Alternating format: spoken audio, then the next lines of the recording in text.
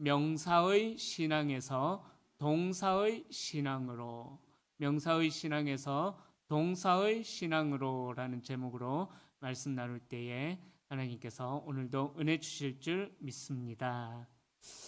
이 세상에는 자연이 흘러가는 하나님께서 정해놓으신 이 자연의 법칙이 있습니다.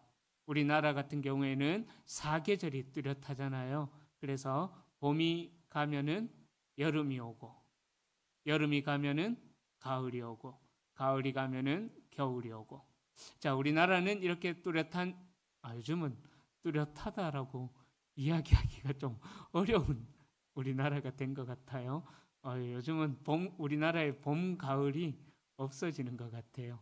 조금 선선하다 싶으면은 바로 뜨거운 여름이 오는 이제 이 계절이 되지 않을까 싶은 그런데 하여튼 이 자연에는 하나님께서 세워놓으신 법칙이 있어요. 밤이 지나면은 아침이 오고, 또 아침이 지나면 오후가 오고, 오후가 지나면은 저녁이 오고, 저녁이 지나면은 또 깊은 밤이 오고.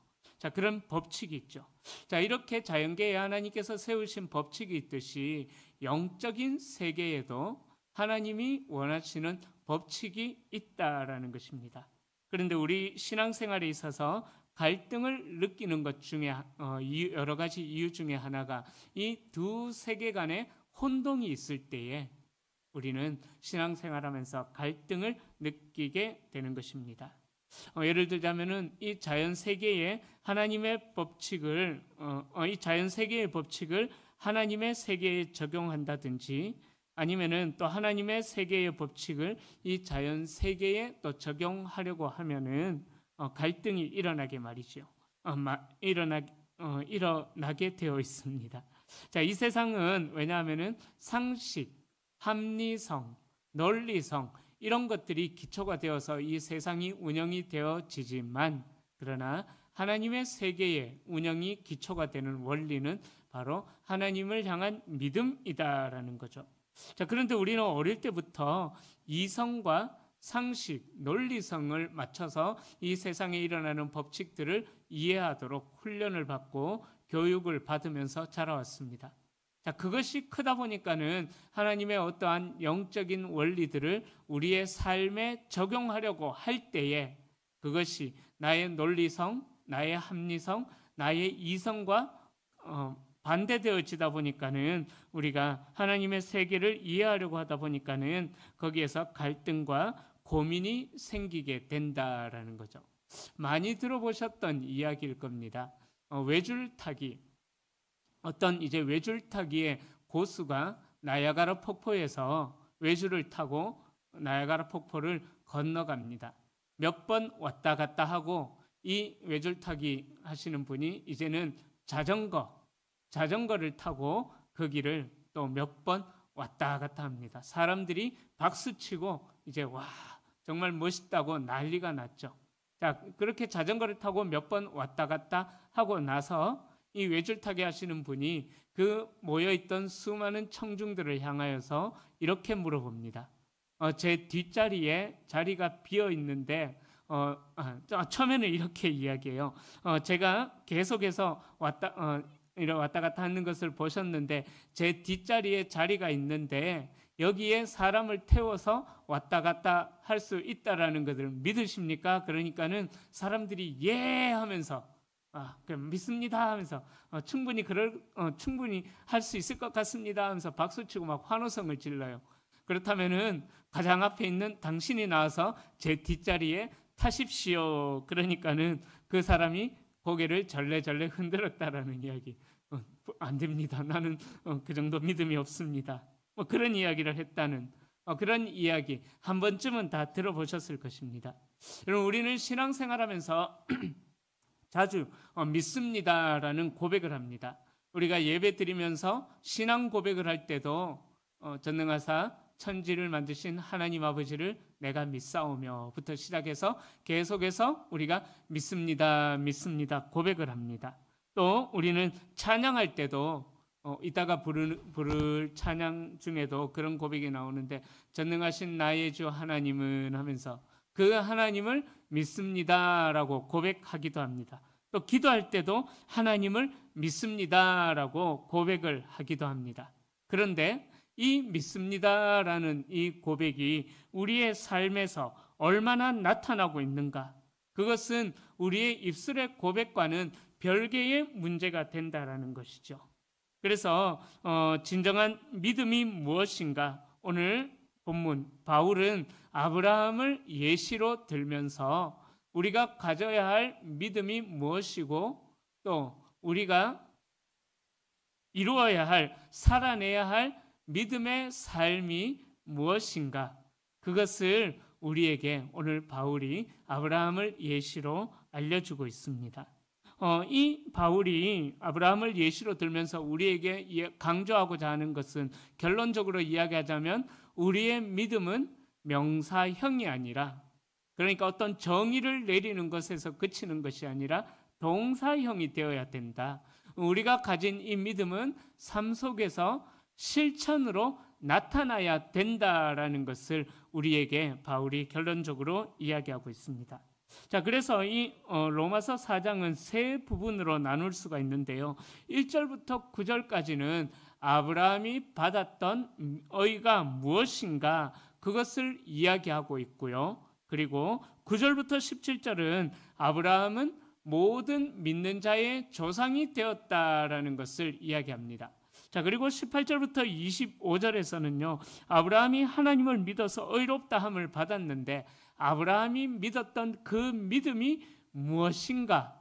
그것을 우리에게 이야기해 주고 있다라는 거죠.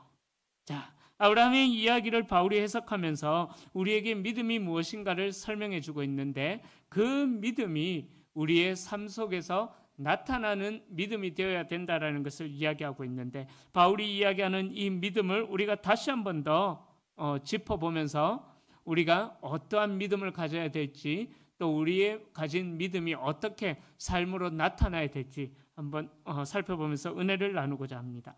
자, 아브라함은 여러분들이 잘 아시는 분이죠, 그죠? 하나님께서 이방 땅의 우상 장수였던 그 아버지가 우상을 제작하는, 판매하는 그런 사람이었습니다. 자, 그 우상 장수의 아들을 하나님께서 부르셔가지고 이제 갈대아 우르에서 불러내서 하란을 거쳐서 이제 하나님께서 약속하신 가나안 땅으로 아브라함을 인도하셨습니다. 자, 그렇게 하나님께서는 아브라함을 부르시고 의롭다 하시고 모든 그 아브라함을 믿음의 조상으로 세우시면서 그 모든 과정을 믿음의 법을 따라서 이루어 나갔다라는 거예요. 하나님은 아브라함과 그의 후손들에게 세상의 상속자가 되게 해주겠다라고 약속을 하셨는데 그 약속은 오직 아브라함이 믿는 믿음, 그것을 의로 여기는 믿음으로 주어졌다라는 것입니다. 자, 이렇게 믿음으로 말미암아 구원을 얻는다라는 것을 이제 신학적인 용어로 이신칭의, 들어보셨죠? 이신칭이라고 이야기를 합니다. 자, 그런데 사람들은 이런 생각들이 있어요. 지성이면 감천이다. 이것이 우리의 신앙생활에도 적용이 되어져 가지고 하나님 앞에 우리의 노력을 쏟아 부으면은 하나님이 감동하셔서 뭔가 이루어질 것이다. 그런 오해들을 가지고 있다라는 것입니다. 그래서 하나님 앞에 무언가를 하려고 애를 쓰고 있다라는 거죠. 그러나 하나님께서는 우리에게 이 믿음을 가지기 위하여서 우리의 어떤 노력들, 그런 것들을 요구하지를 않으셨다라는 거예요. 성령을 통하여서 하나님께서는 우리에게 감동을 주시고 우리의 마음으로 하여금 믿도록 하나님께서 인도해 나가신다라는 거죠. 그런데 우리 사람들은 조금 전에 말씀드렸던 것처럼 지성이면 감천이다. 이 생각들을 가지고 또 우리나라의 이제 토테미즘 사상, 그런 샤머니즘 사상이 그런 것들을 이야기하잖아요, 그죠? 그래서 새벽마다 어머니들이 정한수 떠나놓고 비나이다 하면서 그렇게 하는, 그런 지성이면 감천이다. 이렇게 지성을 다 드리면은 신이 감동해서 응답한다. 이것이 우리 기독교에도 기독교에서도 적용시켜서 신앙생활하는 분들이 의외로 많이 있다라는 거죠. 그래서요, 우리의 믿음에도 종류가 있는 것 같습니다. 말씀을 준비하면서 어떤 종류가 있을까 한번 생각을 해보니까요, 우리의 신앙에, 우리의 믿음에 하나님 중심의 믿음과 나 중심의 믿음이 있지 않을까 생각을 해본다라는 거예요. 자, 하나님 중심의 믿음은 말 그대로 하나님께서 부어주시는 성령의 감동하심을 따라서 주시는 은혜이고, 나 중심의 믿음은 말씀드린 대로 지성이면 감천이다, 그거죠. 예를 들어서 이 지성이면 감천이다가 적용이 되어져 가지고 우리의 신앙생활이 복을 받게 된다면은, 만약에 하나님께서 믿음이라는 것을 공짜로 주시는 것이 아니라 너희들의 지성을 바쳐야지만 내가 은혜를 주고 복을 준다. 그래서 예를 들어서 종이약 10,000마리를 접어라 그러면은 내가 복을 주겠다. 그러면은 아마 본당 구석구석에서 계속 종이약만 접고 있는, 예를 들자면 그런 거예요. 그런 식으로 나의 지성을 드리려고 하는 그런 나 중심의 믿음이 있다라는 거죠. 그런데 이 나 중심의 믿음이라는 것은요, 하나님을 믿는 이유가 나에게 있다라는 거예요. 하나님으로 하여금 내 소원을 이루게 하기 위하여서 내가 하나님을 믿는 것이지, 하나님이 원하시는 어떤 그러한 믿음을 우리가 가지지 않는다라는 거죠. 나 중심의 믿음은. 자, 이런 믿음은요, 대개 처음 교회, 처음 신앙 생활을 할 때에 나타나는 초보 단계의 믿음인 것입니다. 그러다가 믿음이 조금씩 자라게 되면은 나 중심의 신앙, 자기 중심의 신앙이 깨지면서 그 신앙이 점점 더 자라서 하나님 중심으로 바뀌어지게 된다라는 거죠. 이것이 바로 하나님 믿음의 중심, 하나님을 중심으로 하는 믿음의 성장이다라고 이야기합니다. 자, 그런 의미에서 진정한 믿음이라는 것은 뭐냐? 우리가 믿음이 있다면 그 증거가 뭐냐? 그것을 오늘 본문에서 이야기하는데, 믿음이라는 것은 내가 상식적으로 아는 것, 계산해서 따져서 아는 것, 또 누가 봐도 이해할 수 있는 것, 이런 것, 초보 단계는 진정한 믿음이 아니라는 것입니다. 그것은 그냥 상식이라는 거예요. 그런데 사람들은 그런 상식적인 일들을 가지고 그것이 믿음이다라고 말하면서 그런 오해에 빠져가지고 잘못된 믿음 생활을 하고 있는 분들이 많이 있다라는 거죠. 그러다 보니까는 하나님께서 나의 기도에 응답하지 않으시면은 내 믿음이 뚝 떨어지기도 했다가, 뭔가 응답이 되어지면은 그 믿음이 또 올라가기도 하고, 나 중심의 믿음이 되다 보니까는 그 믿음이 그렇게 바뀌어진다라는 것입니다. 그런데 히브리서 11장 1절에서는요, 이렇게 말씀해요. 믿음은 바라는 것들의 실상이요. 그죠? 믿음은 바라는 것들의 나타남이라고 이야기를 하고 있습니다. 보지 못하는 것들의 증거다라고 이야기해요. 자, 그래서 세상 사람들은 아무것도 보지 못하지만 믿음의 사람들은 무언가를 보고 있다라는 거예요. 똑같이 살아가는 현실이지만은 어느 누구나 믿음이 있는 사람과 믿음이 없는 사람들이 동일한 환경에서 살아가지만은, 그러나 믿음을 가진 사람들은요, 봐야 될 것을 보면서 살아간다라는 거죠. 비전이라는 말이 있죠. V-I-S-I-O-N. 어원은 제가 정확하게 지금 기억이 안 나는데, 이 비전이라는 것을 저는 이렇게 정의를 내립니다. 봐야 될 것을 보는 것. 봐야 될 것을 보는 것이 저는 비전이다라고 생각해요. 우리 초등학교 또 유치원 아이들이 장래 희망을 이야기하잖아요. 그죠? 나는 장래에 뭐가 될 것이다. 그런데 우리 보통 어른들이 그것을 비전이다라고 생각을 하는 분들이 의외로 많이 있어요. 그거는 그냥 장래 희망일 뿐이라는 거예요.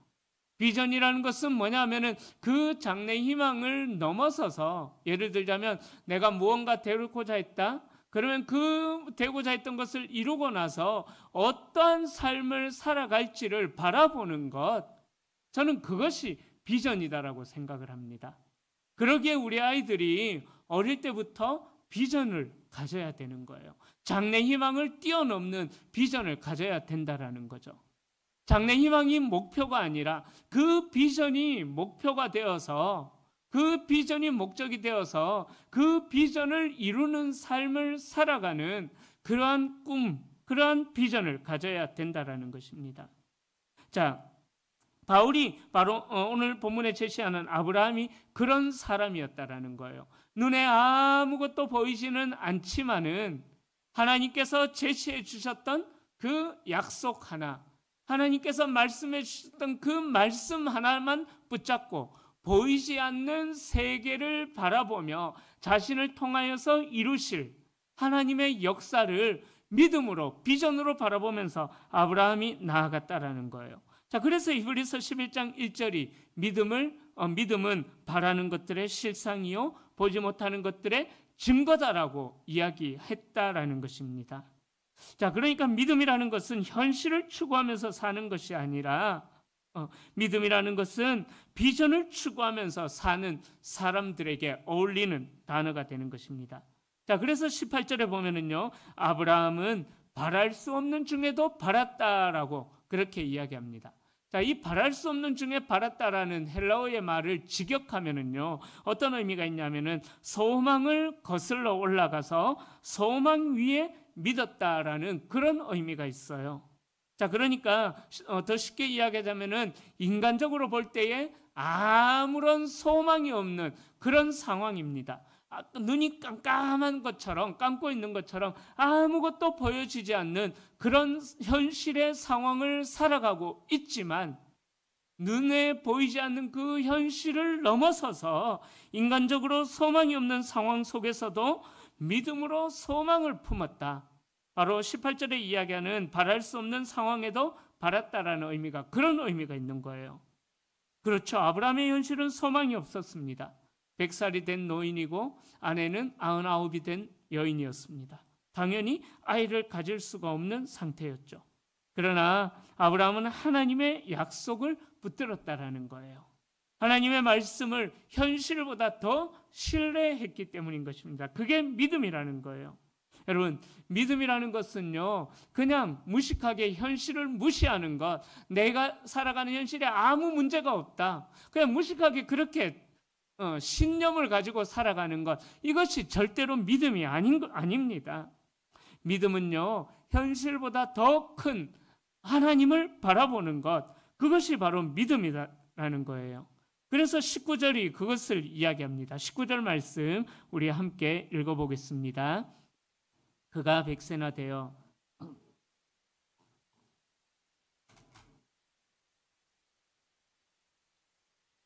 아멘. 자, 100세가 된 아브라함은 생산할 능력이 없는, 또 아내 사라도 생산할 능력이 없는 사람이었습니다. 그래서 19절에서는 사라의 태가 아브라함은 성적으로 임신할 성적인 어떤 불능을 이야기하는, 자기의 몸이 죽었다, 그러니까 성적으로 불능했다라는 것을 이야기하고 사라의 태도 죽었다라고 19절에서 말씀합니다. 이제는 생산할 능력을 다 잃어버린 그런 나이였습니다. 그런데 중요한 말씀을 뒤에서 바로 하죠. 19절 뒷부분에 보면은 죽은 것 같음을 알고도 믿음이 약하여지지 아니했다. 아무것도 보이지 않음에도 불구하고 믿음이 약하여지지 아니했다라고 이야기합니다. 우리나라에 기독교가 처음 들어오는 그 조선시대 때 언더우드 선교사님께서 들어오시면서 이런 기도를 드렸어요. 하나님, 이 조선의 마음이 보이지 않습니다. 오가고 다니는 사람들의 마음 속에서도 절망만 보일 뿐 소망이 보이지 않습니다. 그러나 나는 이들의 삶 속에서 역사할 하나님의 나라, 새롭게 이루어질 하나님의 나라를 나는 바라보고 있습니다. 그 언더우드 선교사님의 기도가 이제 이루어져서 지금 이 시대에 수많은 믿음의 사람들이 나오게 되었지 않습니까? 여러분, 믿음이라는 것은요, 우리의 감정에서 끝나는 것이 아닙니다. 믿음이라는 것은 우리에게 주어진 삶이 어떠하다라는 것을 인식하고 나서 그 인식에 따라 나오는 반응이 우리의 믿음이다라는 거예요. 그래서 아브라함은 자기 몸이 죽은 것 같음을 알았고 사라의 태도 죽은 것 같음을 분명히 알았지만은 믿음이 약해지지 않았다라는 거예요. 여기서 우리는 참된 믿음이 어떤 것인가를 깨닫게 됩니다. 참된 믿음이라는 것은 하나님의 능력을 바라보고 하나님의 약속을 신뢰하면서 나의 삶의 기준을 하나님께 두는 것, 이것이 바로 참된 믿음이다라는 거예요. 그런데 하나님의 말씀을 또 이 믿음을 자기 나름대로 확인하려는 사람들이 참 많이 있어요. 예를 들자면 기드온이라는 그 사사시대 때 나왔던 기드온도 자기에게 있는 믿음, 하나님께서 주신 그 믿음이 정말 확실한가 테스트를 해보는, 자기 입장에서 확인하려는 그런 일들을 했지 않습니까? 하나님께서 기드온을 부르시면서 내가 너의 손으로 이스라엘을 구원하겠다 하시니까는 기드온이 믿지를 않죠. 처음에 그죠? 두려워서 믿지를 않습니다. 그래서 하나님께 기도합니다. 하나님, 제가 저쪽 마당에 양털 하나를 냅둘 테니까 하나님이 저를 그렇게 사용하신다면은 다른 땅은 다 마르고 양털에만 이슬이 촉촉하게 내리게 해주십시오라고 기도하니까는 하나님께서 그대로 역사하셨죠. 그죠? 또 그런 일들을 보았음에도 이 기드온은 또 못 믿어요. 다시 한 번 더 하나님 앞에 기도합니다. 하나님, 이제는 다른 땅은 다, 제가 처음에 뭐 했습니까? 양털만 적게 해주십시오 했다가 이제는 다른 땅은 다 마르고 이제는 맞나요? 갑자기 헷갈리네.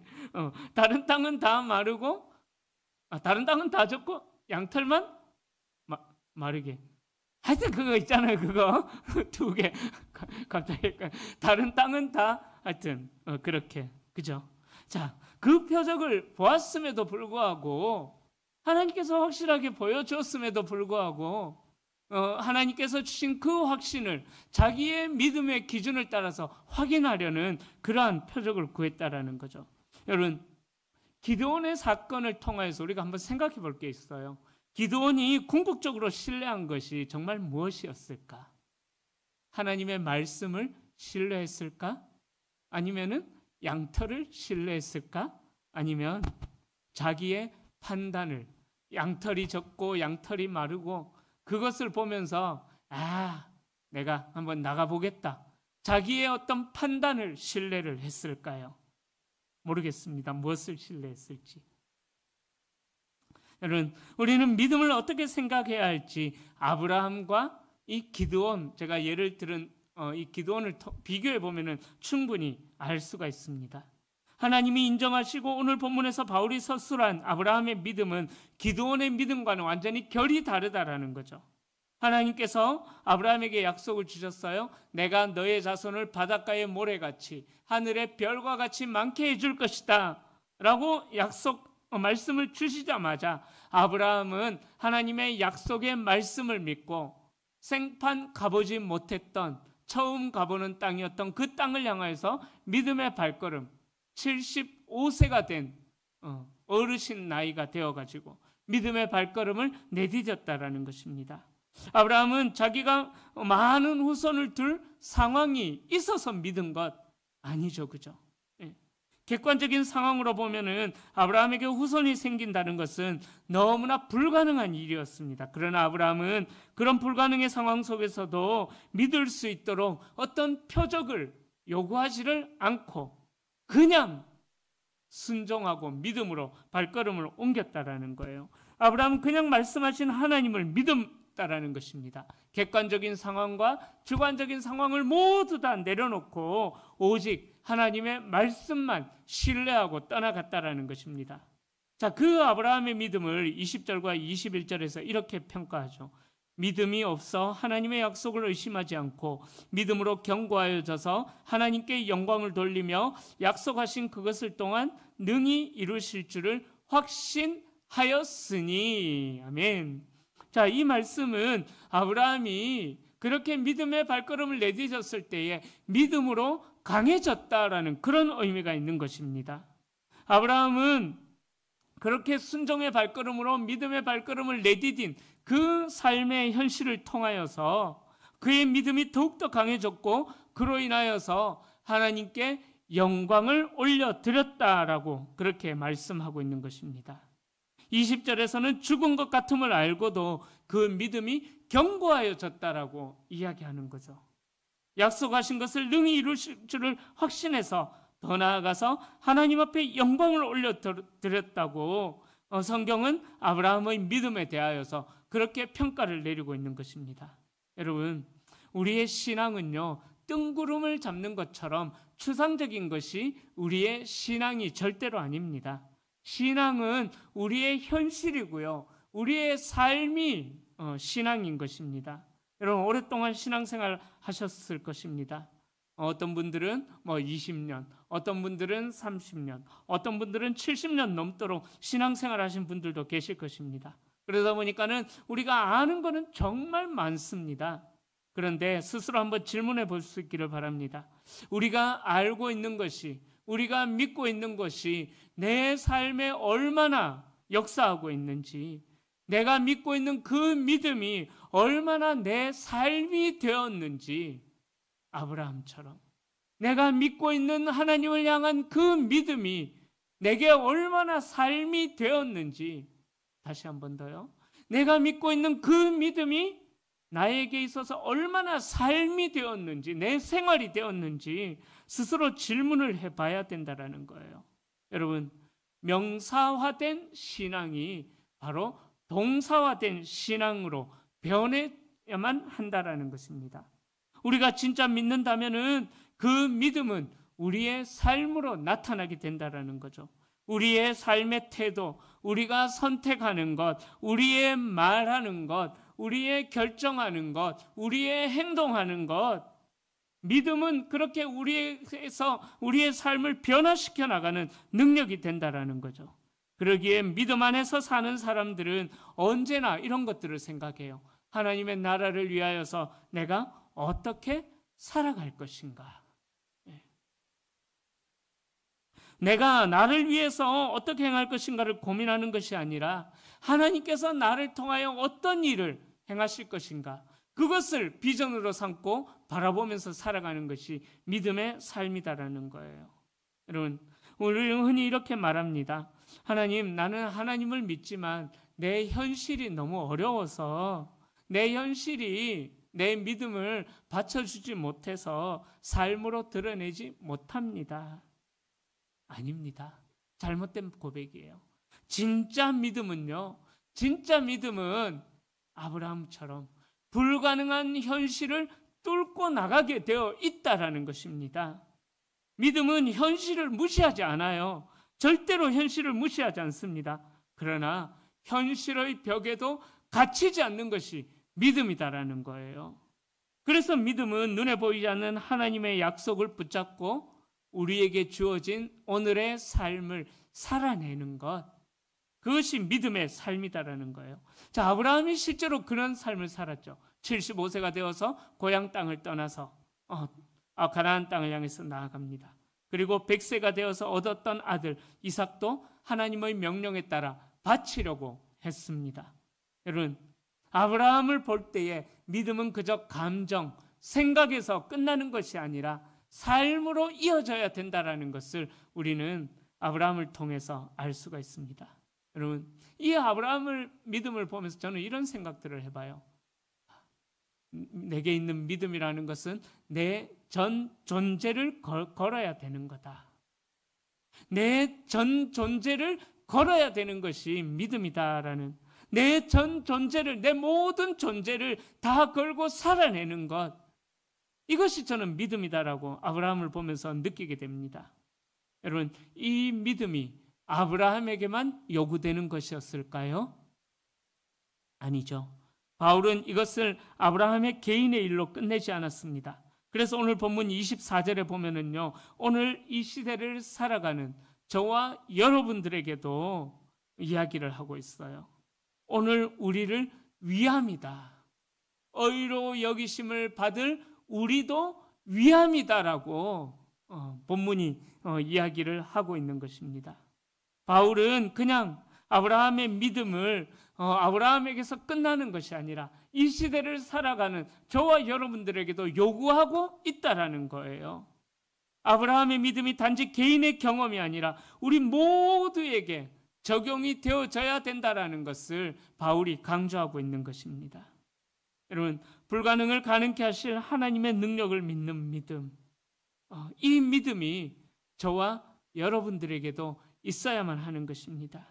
이 믿음은 과거의 사람 아브라함만을 위한 것이 아니라 오늘을 살아가는 우리 모두가 가져야 될 믿음이다라는 거예요. 그 믿음은 단순히 내가 구원을 받는 그 순간에만 필요한 것이 아니라는 거예요. 그 믿음은, 우리가 가져야 할 믿음은 구원을 받은 후에 매일의 삶 속에서 나의 모든 존재, 내 모든 것을 다 걸고 살아내야 하는, 지속적으로 드러내야 하는 것이 진정한 믿음이라는 것입니다. 여러분, 우리도 아브라함처럼 현실보다 하나님의 약속을 신뢰해야만 합니다. 두려움보다 하나님의 능력을 붙들어야 되는 거예요. 그래서 믿음은 단지 말로만 고백하는 것이 아니라 우리의 삶 전체를 통해서 드러나야 된다는 것을 오늘 바울이 우리에게 이야기해 주고 있습니다. 이제 말씀을 마무리합니다. 히브리서 11장 6절에는 이렇게 말씀해요. 믿음이 없이는 기쁘시게 못하나니. 믿음이 없이는 기쁘시게 못하나니. 여러분, 하나님을 기쁘시게 해드리는 그런 삶을 우리는 살아가기를 원합니다.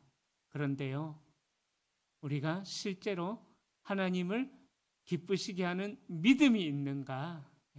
믿음이 없이는 하나님을 기쁘시게 못하나니. 이 말씀을 기억하셔야만 합니다.